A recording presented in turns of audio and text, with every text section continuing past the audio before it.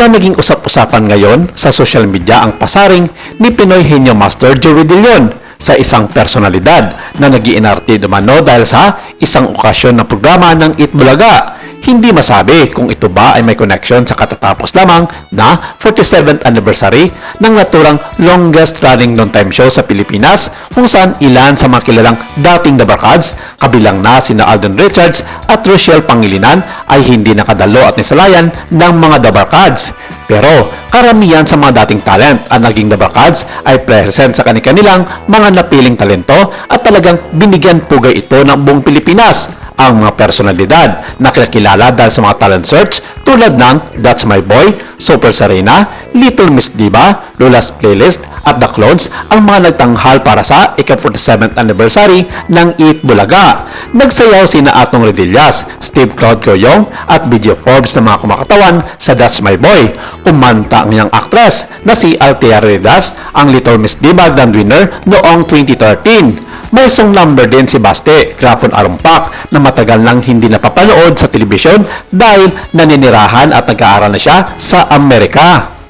Ngayon, binatilyo na si Baste at nagpadala siya ng video na kinunan pa sa Amerika habang kinakanta ang kanyang signature song na My Girl dahil hindi siya nakauwi sa Pilipinas para sa anniversary show ng Eat Bulaga. Talagang pinag-usapan ito ng gusto ng milyong-milyong mga Pilipino, kabilang na rin ang totoong rason kung bakit wala at absent ang inaabangan ng lahat, si Alden Richards.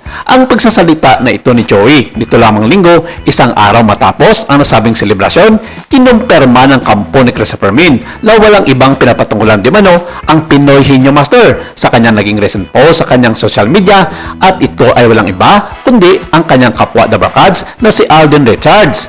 Lumabas kasi ang mga balita noong nakarang linggo na sinabi di umano ni Alden na wala siyang natatanggap na imbitasyon mula sa TVJ kaya hindi siya nakarating sa nasabing 47th anniversary ng Eat Bulaga. Ayon pa kay Christopher Min, malaki ang kanyang hinala na ito nga ang dahilan ni Joey De Leon kaya nagtatalak na naman daw ito sa social media. Dagdag pa ni Fermin, kilala niya daw ang karakas ni Joey De Leon noon pa man hanggang sa kasalukuyan. Madali raw mahulaan sa mga bibig ni Joey ang mga taong kanyang kinakalaban na kahit siya mismo ay nakaranas ito sa mga panahong hindi sila nagkakasundo sa ilang mga isyu sa Eat Bulaga na kanya naman in-expose sa taong bayan. Wala pa naging tugon sa ngayon ang kampo ni Alden Richards sa mga bagong payag na ito ni Christopher Min na siyang tinuturo ng personalidad na pinapatamaan ni Joey De Leon sa social media.